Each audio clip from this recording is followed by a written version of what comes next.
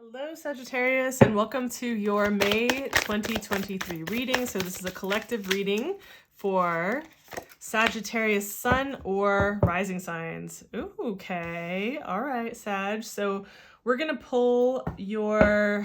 I feel like I want to use two different decks. I love how you guys get to watch me just like make these decisions. I hope it's not like too weird. All right, I'm feeling this. I think we might pull a couple from the other deck possibly. So I'm gonna get all of your cards out first and then we'll go into them in depth. I'm really loving the start of your month. Okay, Sag, I see you.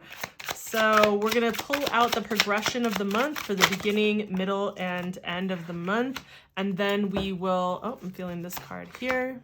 Okay. All right. So, and then we're gonna take a look at also what kind of challenge might be coming up for you, Sag, this month. And then also what kind of spiritual advice we have for the Sagittarians. Almost feeling that one, almost. Okay.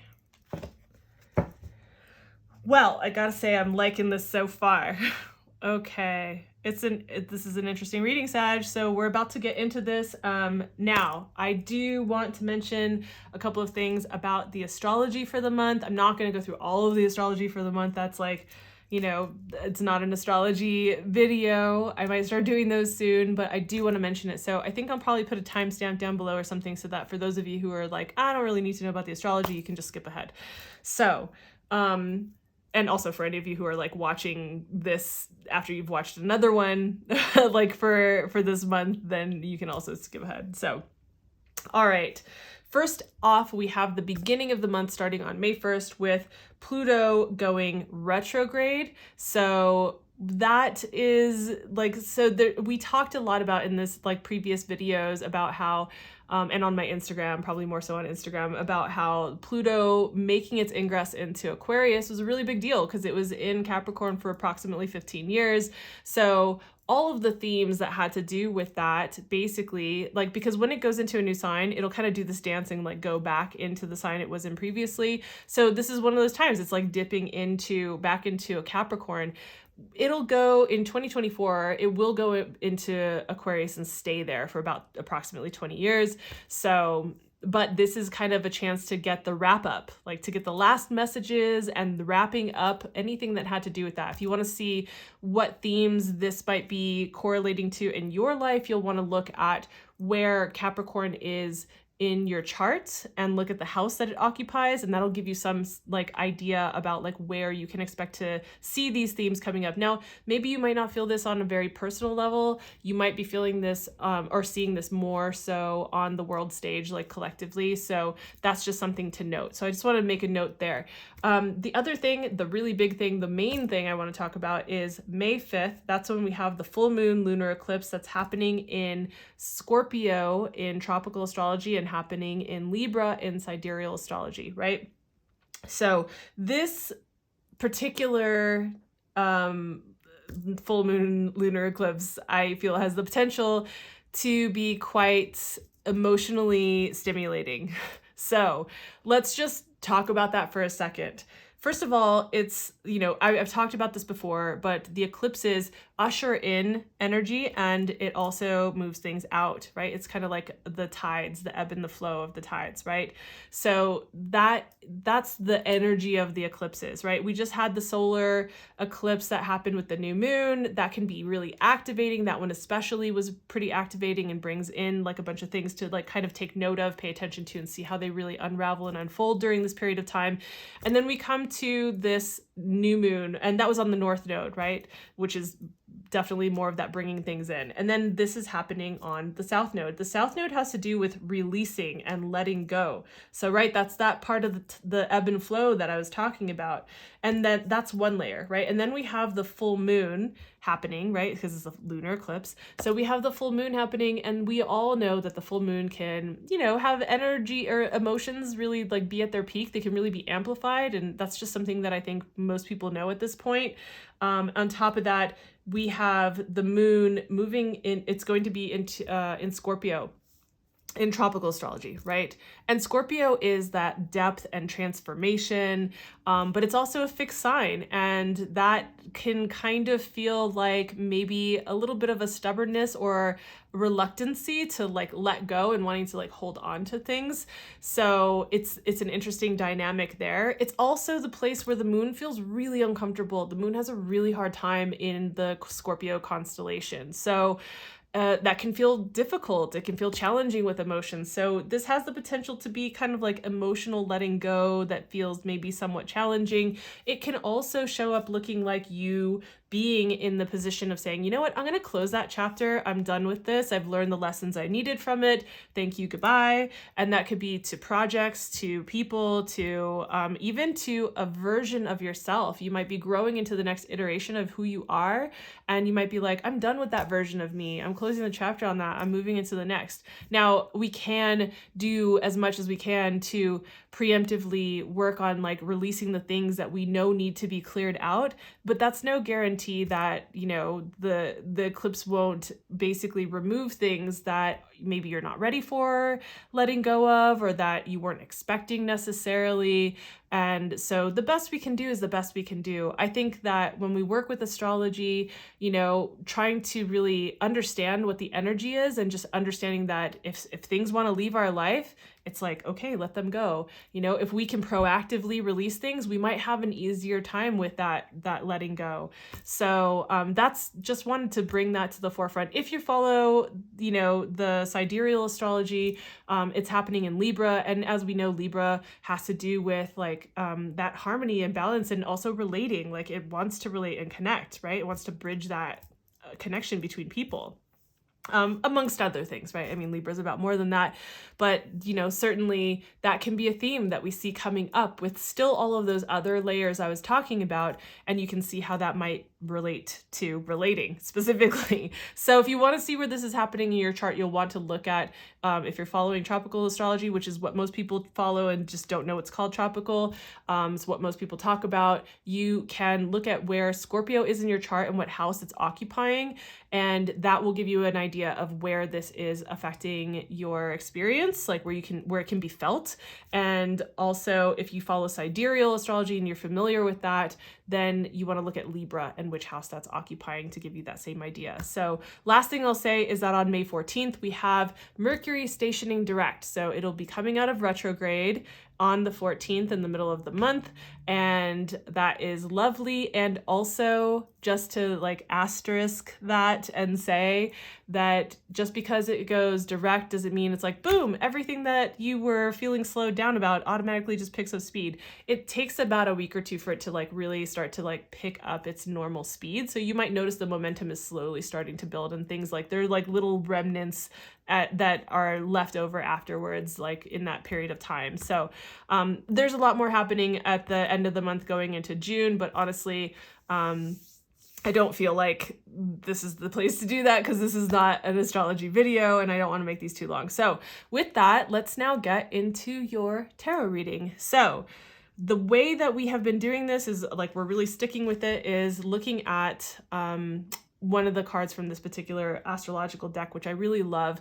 It can sometimes give us a house, which is very much directed at like this area of life, but it still helps us to concentrate a collective reading into an area or a theme of life when it's not a house. And what we have here is Uranus.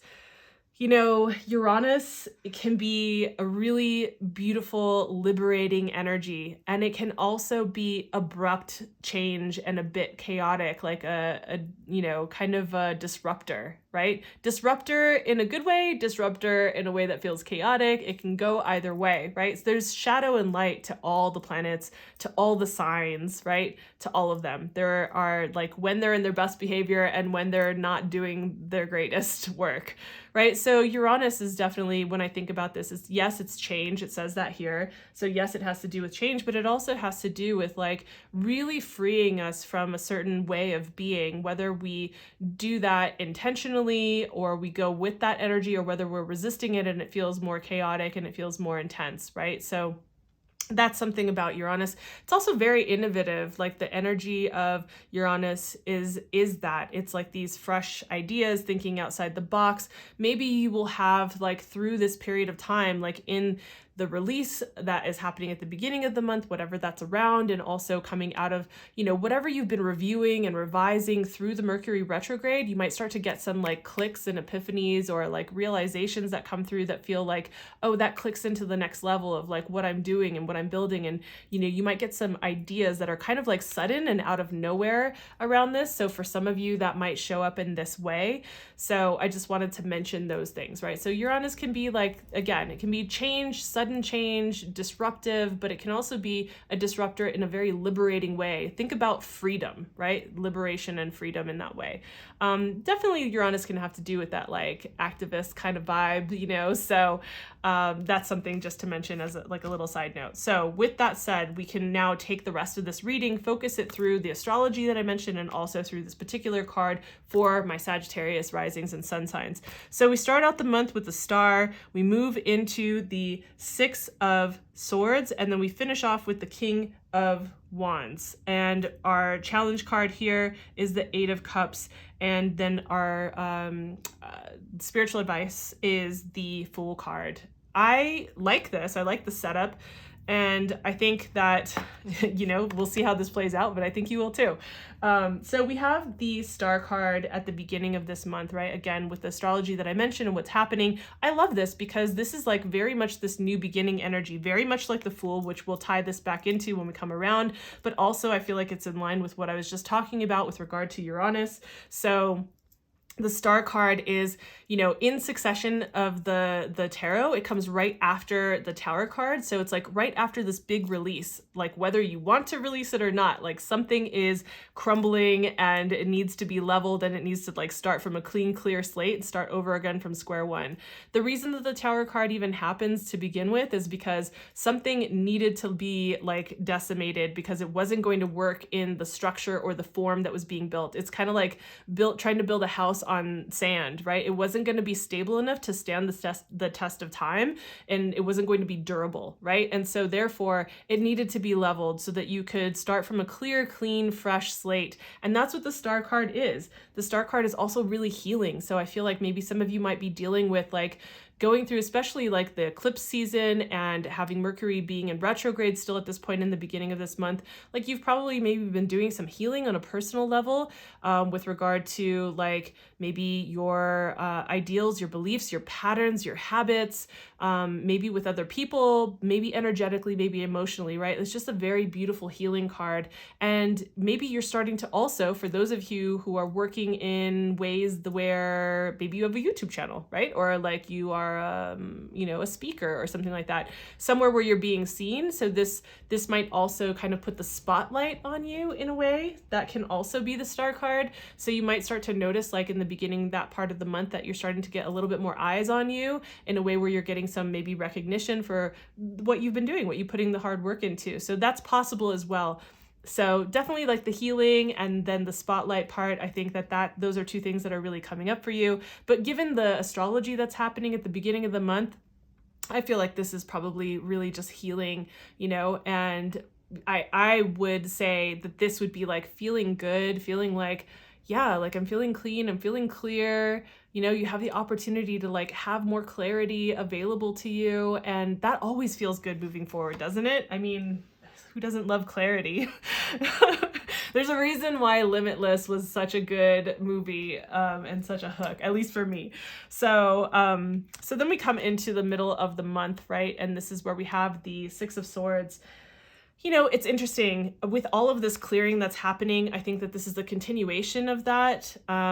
There are either people or projects or maybe groups of people or maybe even interpersonal connections like friends or romantic or like even family, right? So there could be this letting go in a way where you're moving forward, like, right, you're healing, you're growing, you're moving to that next level in your life, Sag. And with whatever you're trying to materialize or grow towards, whatever work you've been putting in your, like, on a personal level, it's like you're moving forward and up leveling, upgrading your frequency. And there are just going to be some people who are, that's not where they are. They're not matching your growth process or pace, and it might feel like you are leaving people behind, right? But I would encourage you to think about it like you're just allowing them to be where they are. You're allowing them to just be. And this is like, you know, people can also have growth spurts at any given time. So the people that you're just allowing to be where they are, and maybe you're not so close and connected as you're moving forward, you just allow it to be what it is. Some people will just like have growth spurts and they will, you know, be able to join you a little bit further down on your adventure in life, right? And maybe not too long down the timeline, maybe further along the timeline, who knows? But this is not about stopping your progress. This is about embracing, moving to the next land, right? Normally what we see in the Six of Swords is like she is traversing the emotional waters over to a new land mass, right? She's going to a new land, so to greener pastures, going on a new adventure, a new journey on a next level. So ascending to like this next level. I hesitate to say ascending because I swear I hear that overused these days and it irks me. So, but you get my meaning, right? So the Six of Swords is certainly that kind of energy. And so, yeah, you might feel a little sadness or reluctancy to allow that space or that, feeling of separation to happen, you know, because you might be concerned about what that means for your connections to certain people or certain organizations, right? It doesn't have to be a person specifically, right? So just wanting you to like pay attention to the energy at that time. This is the part of the month where the middle third of the month during this period is when we will have, you know, still Mercury is retrograde and then it'll go direct and then it'll start building its speed, right? And so it's this really in between phase, which I think really speaks to the energy of this card. It's very in between. She hasn't reached the landmass yet in the card, but she is like traversing the water. She's already left the land that she was on, and now she's in the boat in between two places. And I feel like that's really very much the energy of the middle of the month here. And then we move into the end of the month and we have the King of Wands. And you know, here's something to say about all the kings. And this is what my main thing, if you've been watching any of my videos for any period of time or caught any of them where I had a king come up, I say this all the time. The kings are about leadership and stepping into a level of personal responsibility. It can be seen as adulting in some ways, but this is like they have to run and manage a kingdom, right? They are stepping into the leadership position, but they also are responsible for the impact that it has. Like what they do has an impact on their, you know, their kingdom and what they're building. And so each king has a different flavor, of course, because they're all from different suits. Different elements, right? And this is the King of Wands. The King of Wands is definitely fire. And what do we think of when we think about fire, right? It's intuition, it's creativity, it's passion, right? It's charisma. It's flirtatious, it's lovely. It's really lovely energy. And so the King of Wands is like really stepping into, I feel like confidence, like this feels like very much like personal confidence, stepping into your power, Sagittarius. So like this is how I feel the end of the month is going. It's like it's a progression, right? It's like that clearing and coming into this place here at the beginning of the month, being in that in-between space, but allowing it to like letting that go and continuing to go forward to the new land, right? And then you come into the end of the month and I feel like this is the time to really own your personal power to really trust your intuition, move towards the things that you are inspired by, that you have intuitive hits on, that you are passionate about, especially if they light you up and make you feel like very glowy and on fire, like very lit, right? Like that's what we're looking for here. And, you know, and that's like, this is the place, like building your kingdom from this place and really owning your self-confidence, owning your self-worth, owning your self-confidence, and owning your leadership and responsibility in this, owning your ability to know that you have the agency in your life to create what you want to create. I felt like that came through really strongly, actually. I was feeling that in my voice and like it was buzzing in my head as I was saying it. So we have the challenge for the month that's coming up is the 8 of Cups.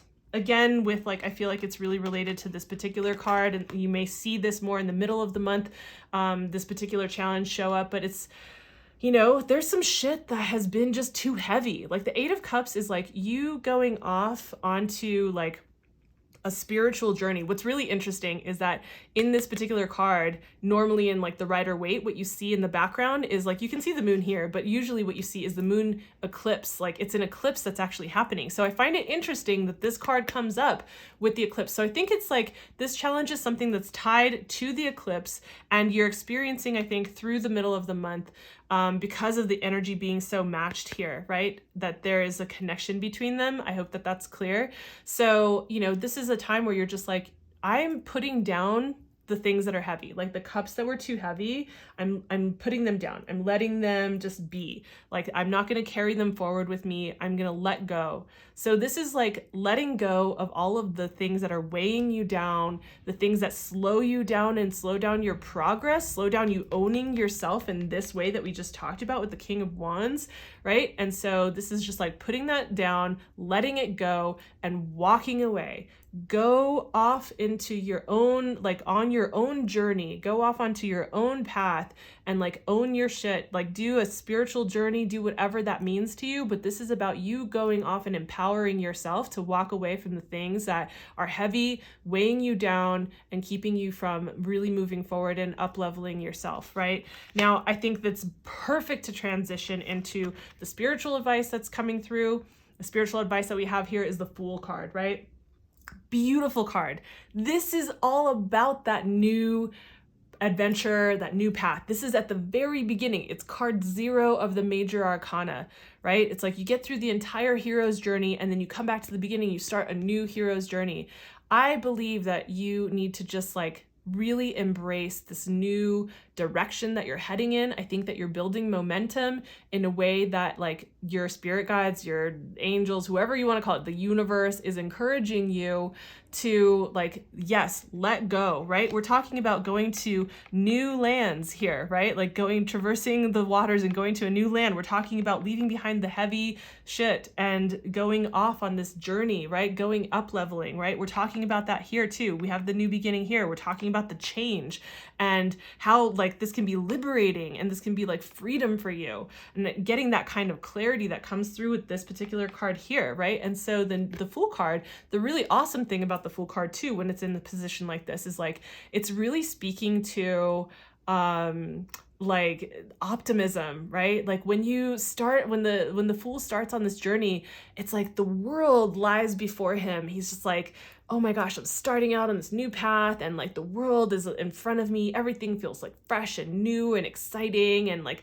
I don't know what's going to happen. Like, of course there's going to be like perils along the way, but then there's also like really great things too. It's like, it's a whole adventure, and you get to start this from this place of like optimism and like bright wide eyes. So this is a really beautiful card. I think that you're being encouraged to like go in this direction, because it's really just like, I see a lot of liberation energy in here. I see a lot of refreshment. I see a lot of leaving behind the things that were slowing you down or letting them be where they are. You continue to progress in this way. This is so, I'm feeling like I'm buzzing as I'm talking about this. This definitely feels like a reading. Yeah, this is a really good one. I'm really feeling this. So if you want to get a sense of like, you know, what has been happening, like the themes, you could go back and look at the solar eclipse reading, the one that I did that was the new moon solar eclipse to the full moon lunar eclipse. So that particular video I'll throw up on the screen, and it goes from then until the 5th, until May 5th.